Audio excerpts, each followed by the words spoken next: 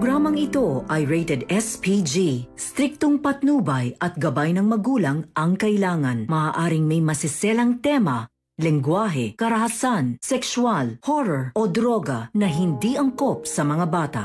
Ikaw ang aking dahala sa gabing madilim. Malalaman na kaya kay ni Risa kung sino ang mastermind sa pagkidnap kay Don Pepe? Makumbinsi kaya ni Moira ang mag-ama na kumampi sa kanya? Magandang araw at eto na nga tayo sa ating pinakaabangang tagpo sa Abot Kamay na Pangarap. Welcome to my channel. Please don't forget to like, comment, and click the bell button para lagi kayong updated sa aking mga videos. Samantala, kinagabihan sa bahay ni Carlos at Lynette ay nag-usap ang mag-asawa tungkol sana sa sasabihin ni Lynette kay Annalyn. Kaya naitanong ni Carlos kay Lynette na kaya mo ba kinausap si Annalyn ay isusumbong mo ang nangyari sa atin?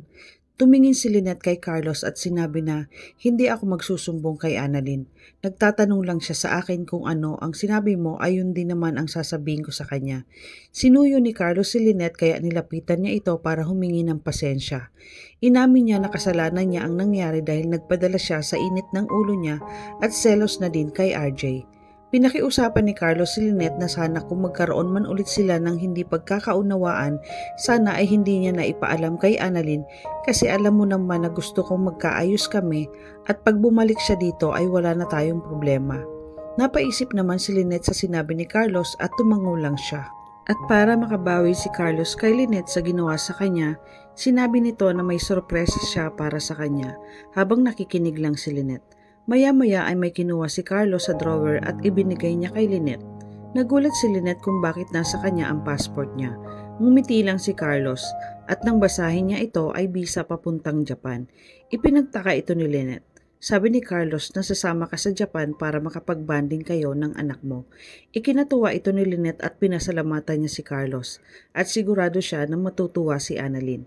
Niyakap niya si Carlos, habang kayakap niya si Carlos ay napapaisip si Lynette kung bakit ito ginawa ni Carlos. Ano ang magiging kapalit na naman ito? Pero hindi na niya muna ito iisipin dahil ang mas mahalaga ngayon ay makasama niya si Annalyn sa Japan dahil matutupad na ang mga pangarap nilang mag-ina. At habang nasa Japan si Annalyn at Lynette, sinusulit nila ang bawat oras na magkasama silang masaya. Laking pasasalamat din ni Annalyn kay Carlos sa pagpayag nito na makasama niya ang nanay Lynette niya. At habang ang dalawa ay nagsasaya sa Japan, ay siya naman pagbalik ng mag-inang Zoe at Moira sa Apex at nagsisimula na si Moira na gumawa ng paraan na makipagkampihan sa mag-amang Justin at Eric dahil pareho sila ng hinahangad. Samantala, sa office ni Giselle ay dumating ang pulis para ipakita kay Giselle ang nakuha nilang pictures sa CCTV ng sasakyan na sinasabing ginamit at nakita ng eyewitness na lumabas sa hideout ng mga kidnappers. Inabot nila to kay Giselle at tiningnan maigi ni Giselle ang mga litrato ng sasakyan at inalala niya kung saan niya ito nakita nang bigla niyang naalala na ito ang kotse na minamaneho ni Moira nung sinundan nila ito bago natagpuan ang papa nila. At ipinagdiinan pa ni Giselle na hindi siya pwedeng magkamali dahil kitang-kita niya na si Moira ang nagmamaneho ng sasakyan. Galit na galit si Giselle dahil totoo lahat ang mga hinala niya na may kinalaman talaga ang mag-ina sa nangyari sa papa niya. At ngayon nga ay unti-unti nang lumalabas ang katotohanan. Hindi naman makapaniwala ang pulis sa mga sinabi ni Giselle. Sabi ng pulis kay Giselle na hindi si Moira ang may-ari ng sasakyan at galit na sinabi ni Giselle sa pulis na sino. Sabi ng pulis na si Nerissa Sandoval po. Ikinagulat ito ni Giselle kaya mas lalong nagalit si Giselle dahil ito ang sanggang dikit na kaibigan ni Moira at mukhang naging kasabwat din nila si Nerissa. Sabi ni Giselle na kailangan natin puntahan si Nerissa agad at baka malaman niya pa ito at tumakas siya. Sabi ng pulis na pupuntahan po namin talaga siya pagkatapos natin mag-usap para maitanong din sa kanya kung siya ang may-ari ng sasakyan na ito. Sabi ni Giselle na sasama ako sa inyo, kailangan kong makaharap si Nerissa, kaya agad nagmadali na umalis ang mga ito. Sa kabilang dako naman, ikinatuwa ni Eric ang nangyayari ngayon kay Giselle at Moira dahil nagkakagulo sila. Agad niyang pinapunta sa opisina niya si Justin para kausapin ito tungkol sa plano nila kung paano nila mapapabagsak ang Apex.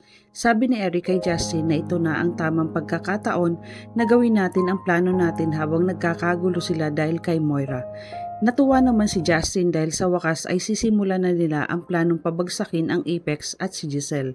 Naitanong niya kay Eric kung ano ang gagawin nila. Sabi ni Eric na babaguhin ko ang mga budget ng lokasyon ng lahat ng departments at gagawa ako ng isang department sa account ko at doon lahat papasok ang mga pera na hindi nila namamalayan na unti-unti nang nauubos ang pera nila na hindi napapansin ni Giselle.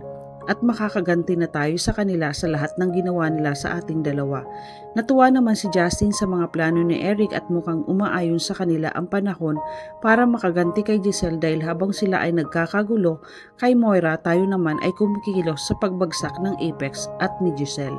Samantala, agad nakarating ang mga pulis at si Giselle sa kondo ni Nerissa at nagkataon naman na palabas si Nerissa.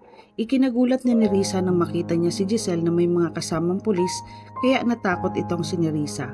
Nilapitan ni Giselle si Nerissa at sinabihan niya ito na hindi ka makakatakas Nerissa at inutusan ni Giselle na hulihin si Nerissa. Tinanong ni Nerissa kung bakit siya huhulihin ng mga pulis. Ipinakita ni Giselle ang litrato ng sasakyan niya nung ginamit ito ni Moira. Sabi ni Giselle, di ba sasakyan mo ito na ginamit ni Moira? Ikinagulat ni Nerissa nang makita niya ang sasakyan niya. Kaya nagtangkang tumakas ito kaya hinabol siya ng mga pulis at ni Giselle. Inabutan nila ito sa labas at nagpupumigla si Nerissa habang sinasabi niya na sir wala akong kasalanan. Siniganawa naman siya ni Giselle at sabihin mo yan sa korte dahil nakita ko na itong sasakyan mo ang ginamit ng mga kidnappers ni Papa kaya hindi mo maikakaila sa amin na yan ang kotse mo.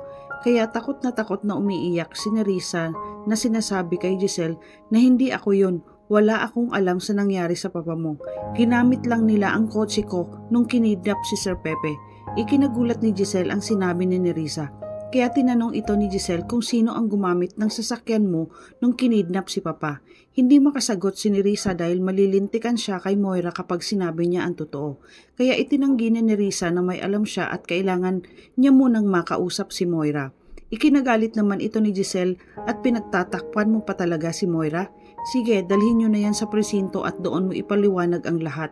Walang nagawa si Nerissa kundi ang sumama na lang sa mga pulis. Samantala, nakita ni Moira si Justin habang naglalakad kaya tinawag niya ito. Walang nagawa si Justin kundi harapin si Moira. Sabi ni Moira, isang tanong lang Justin, ito bang ginagawa nyo ng daddy mo ay parte ng pamamaraan nyo para panatilihing malapit ang inyong mga kaibigan, ngunit ang inyong mga kaaway ay mas malapit? Nilakihan naman ng mata ni Justin si Moira at tinanong niya kung ano ang ibig mong sabihin. Sabi ni Moira, huwag mo nang i-deny, kitang-kita ko sa inyo ng daddy mo na parehas tayo ng gustong gawin kay Giselle. Huwag kang mag-alala, hindi ko kayo ibubuko, yun ay kung papayag kayo na magkampihan tayo. Nang sa ganun ay madali natin magagawa ang pabagsakin si Giselle. Hindi naman natuwa si Justin sa sinabi ni Moira at sinabihan niya ito na hindi namin kailangan ng tulong mo. Kung ano man ang iniisip mo ay wala akong pakialam at bakit naman kami kakampi sa'yo sa tulad mo na hindi pagkakatiwalaan. Ikinagulat naman ni Moira ang naging sagot ni Justin at sabay sinabihan niya kung wala ka nang sasabihin ay aalis na ako. Naiwan si Moira na hindi nakuha ang loob ni Justin at mukhang mahihirapan siyang kumbinsihin ang mag-ama na kampihan sila. Maya-maya ay tumunog ang telepono ni Moira at nakita niya na tumatawag si Nerissa. Agad niya itong sinagot at sinabi niya na bakit ka napatawag ni Nerissa. Sabi ni Nerissa kay Moira, tulungan mo ako, andito ako sa presinto ngayon. Nagulat si Moira kung bakit nasa presinto si Nerissa. Tinanong ni Moira kung ano ang nangyari. Umiiyak na sinabi ni Nerissa kay Moira na may witness na nakakita ng sasakyan ko sa CCTV kung saan ang hideout ng mga kidnappers ni Sir Pepe. Kaya tulungan mo ako dito Moira. Sinabihan na kita na ayaw kong madamay sa mga kalokohan mo. Nataranta si Moira sa sinabi ni Nerissa at hindi niya alam ang gagawin kung paano nila ito malulusutan. Ngayon kapag nagkataon ay baka magsalita na si Nerissa sa mga nanalaman niya na si Moira ang mastermind sa pagdukot kay Sir Pepe. Sabi ni Moira na sige pupuntahan kita dyan at ibinaba agad ni Moira ang tawag ni Nerissa. Magsasalita na kaya si Nerissa sa mga nalalaman niya? Kumbinsi kaya ni Moira na magkampihan sila na mag-amang Justin at Eric? Malulusutan kaya ni Moira ang bagong ebidensya? Yan ang ating pakaabangan dito lang sa Abot Kamay na Pangarap. Huwag bibitiw at huwag kalimutang mag-subscribe. Maraming salamat po and God bless.